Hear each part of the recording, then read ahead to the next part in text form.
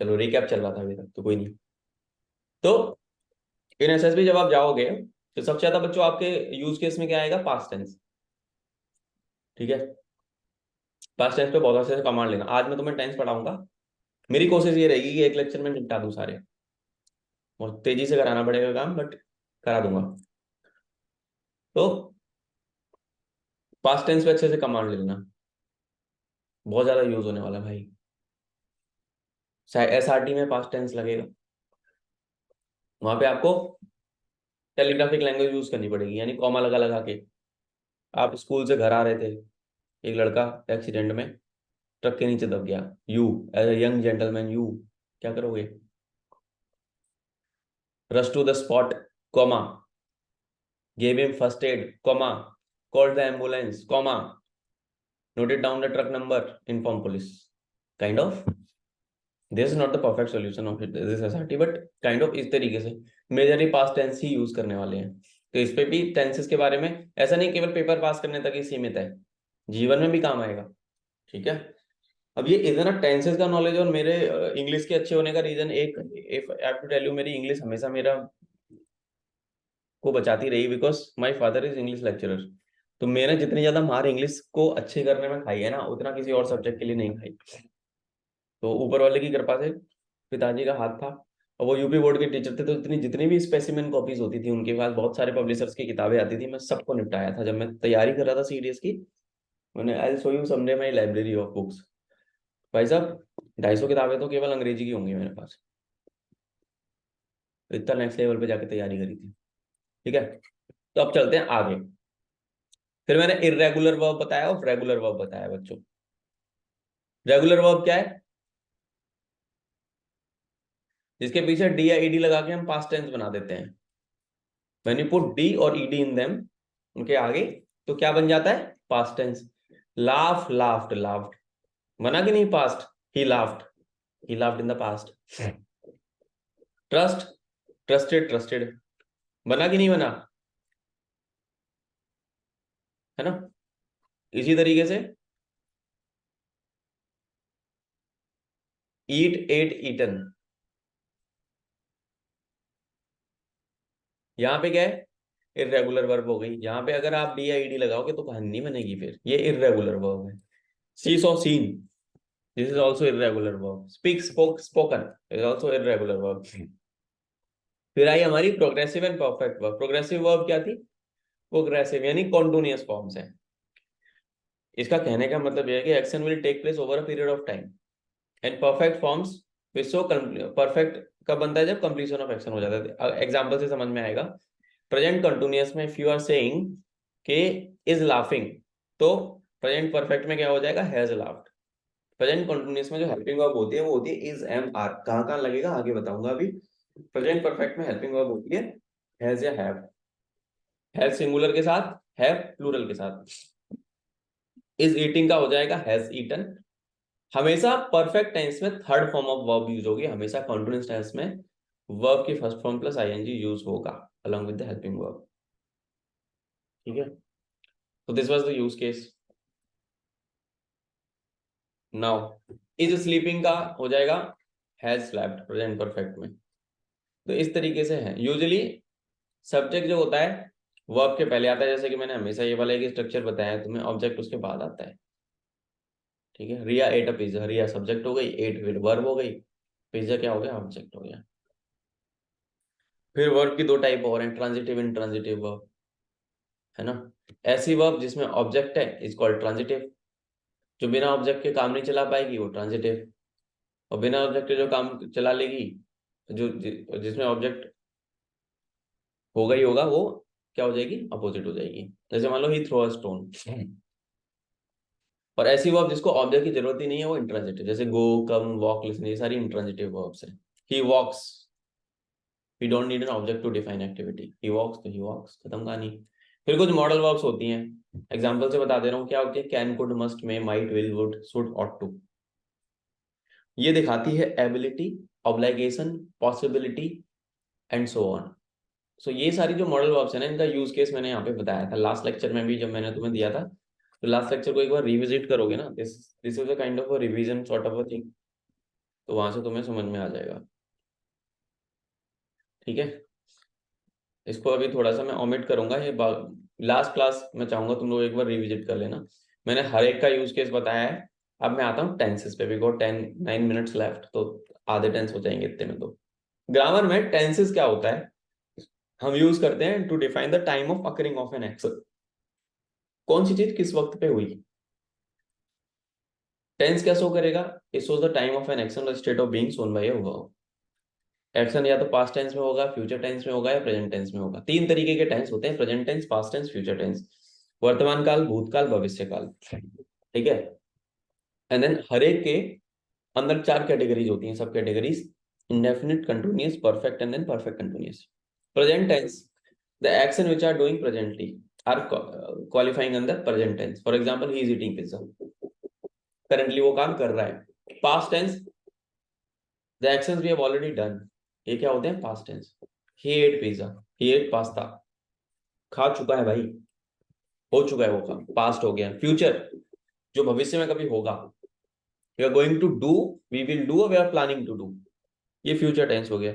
He will eat pizza, वो pizza खाएगा, भविष्य में खाएगा ना, अभी तो नहीं खा रहा। And then all these three tenses are split into four parts, जो कि मैंने अभी बताया।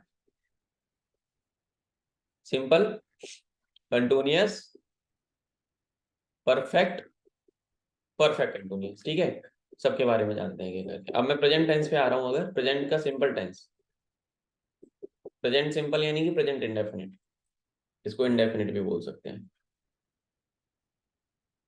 ठीक है, where we used to describe an action that is happening at present, but this tense does not indicate the action is, जब ये तो बता रहा है कि प्रेजेंट में हो रहा है, पर ये नहीं बताएगा कि कब खत्म होगा, हो रहा है।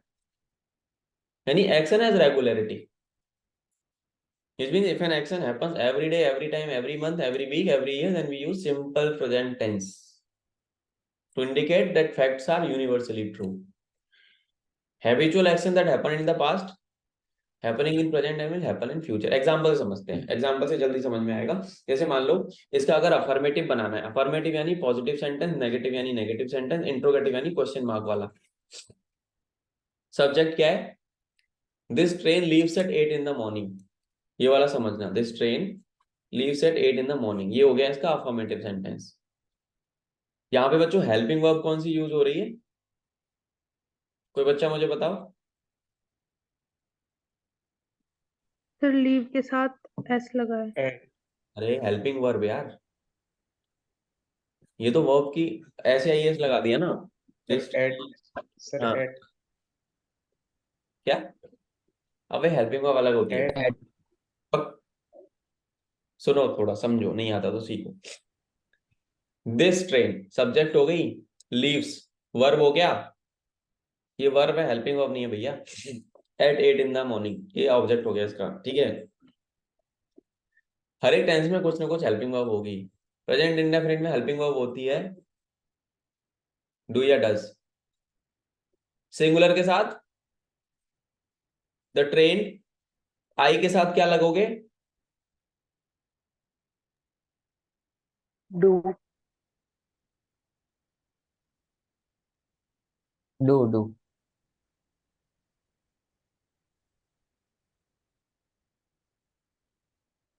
आई वी यू दे के साथ डू, बाकी सबके साथ डज।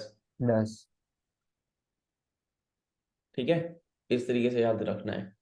दिस ट्रेन, नेगेटिव अगर इसका आप बनाओगे तो this train does not leave at 8 in the morning. अगर आप इसका इंट्रोगेटिव बनाओगे यानी प्रश्नवाचक बनाओगे, तो वहां पे क्या होगा, ये डू या डज सबसे आगे आ जाएगा सेंटेंस के। Does this train leave at 8 in the morning, and then last में आएगा क्या, क्वेश्चन मार्क। ये होती है इंट्रोगेटिव सेंटेंस की पहचान। This is present indefinite tense. ये था सिंगुलर सब्जेक्ट के केस में। ठीक है, और यहाँ पे वर्ब की फर्स्ट फॉर्म में क्या लगा दोगे, एस या ई एस, समझ रहे हो। वर्ब की फर्स्ट फॉर्म में क्या लगा दोगे, एस या ई एस। अब देखो प्लूरल सब्जेक्ट, अच्छा अब तुमको ये बहुतों को तो ये भी नहीं पता होगा what is singular and then what is plural. Singular यानी कि वन, प्लूरल यानी कि मैनी। जहां एक के बारे में बात हो रही है दैट इज सिंगुलर, या बहुतों के बारे में बात हो रही है that is plural. Plural subject है अगर दीज गर्ल्स, क्या है, बहुत सारी संख्या में गर्ल्स है ना, दीज गर्ल्स, वहां पे वर्ब, Plural. वहां पे प्लूरल है, यस। यहाँ पे क्या यूज होगा, हेल्पिंग वर्ब। प्लूरल के Do. केस में, हाँ प्लूरल के केस में और आईयूवीदे के साथ क्या यूज होगा, डू। दीज गर्ल्स नेगेटिव में डू यूज होगा, ठीक है, और इंट्रोगेटिव में नॉर्मली में वर्ब की फर्स्ट फॉर्म ही यूज होगी, ऐसे these girls go dancing class every day, यहाँ पे वर्ब की फर्स्ट फॉर्म ही आएगी, V1 यानी वर्ब की first form. These girls go dancing class every day. अगर इसका नेगेटिव मुझे बनाना है तो सिंपल सी बात है, दीज गर्ल्स डू या डज अभी बताया, इनके साथ क्या हो जाएगा, do not. These girls do not go to dance class every day, ठीक है। इंट्रोगेटिव बनाओगे तो डू भैया सबसे पहले आ जाएगा, do these girls go to dance class every day, समझ रहे हो। अब इसके कैच वर्ड्स क्या है, अभी कैच वर्ड्स को तुमको समझना है समझो, नहीं तो ये साइड में रख लो, कंफ्यूजन होने की स्थिति में नहीं आना है तुमको। बस ये जो मैंने टेबल में डाली है ना कहानी, ये समझ में आनी चाहिए। यूजुअली ऑफन, अगर कहीं पर तुम्हें दिखे usually often sometime seldom always rarely never every day every week every time on Monday, ये कहीं दिखे तो समझ जाना कि ये सिंपल प्रेजेंट टेंस के बारे में बात करें, यानी प्रेजेंट इंडेफिनिट। अब आता है प्रेजेंट कंटिन्यूअस, जहां पे action is happening at the time of speaking, यानी एक्शन इज इन कंटिन्यूएशन और प्रोग्रेशन, वहां पे हम प्रेजेंट कंटिन्यूअस यूज करेंगे। इसको प्रेजेंट प्रोग्रेसिव टेंस भी बोलते हैं। ये तब यूज होता है when the action is happening now while speaking and has definite end as well, हो तो रहा है पर उसका एक डेफिनेट एंड है। दूसरी चीज, जब action is already planned, decided और arranged as well to perform at some time, इसको कंटिन्यूअस टेंस बोलते हैं। अब इसका अगर सिंगुलर सब्जेक्ट मुझे बनाना हो, सी इज डूइंग हर, यहाँ पे हेल्पिंग वर्ब क्या होती है, एक तो इसमें वर्ब की फर्स्ट फॉर्म में आ जाती है आईएनजी, इज, एम, आर, ठीक है। तो ये किसके साथ आएगा, प्लूरल के साथ, ये सिंगुलर के साथ, और ये आई के साथ, समझ गए, हेल्पिंग वर्ब। तो she is doing her homework now, subject helping verb, verb की फर्स्ट फॉर्म में आएंगी, बाकी की कहानी अलग। नेगेटिव बनाना है, she is not doing her homework now, not लग जाएगा केवल। अगर इसका इंट्रोगेटिव आपको बनाना है, इसको उठा के आगे ले आओ, is she doing her homework now, question mark. अगर इनके प्लूरल में बनाना है, they are doing their homework, they के साथ क्या आएगा, प्लूरल में क्या आ गया, आई, वी, यू, दे, और जितने भी प्लूरल है उनके सब साथ में क्या आएगा, आर यूज होगा। They are doing their homework now. Negative अगर आप इसका बनाओगे, they are not doing their homework now. Interrogative बनाओगे, are they doing their homework now, question mark.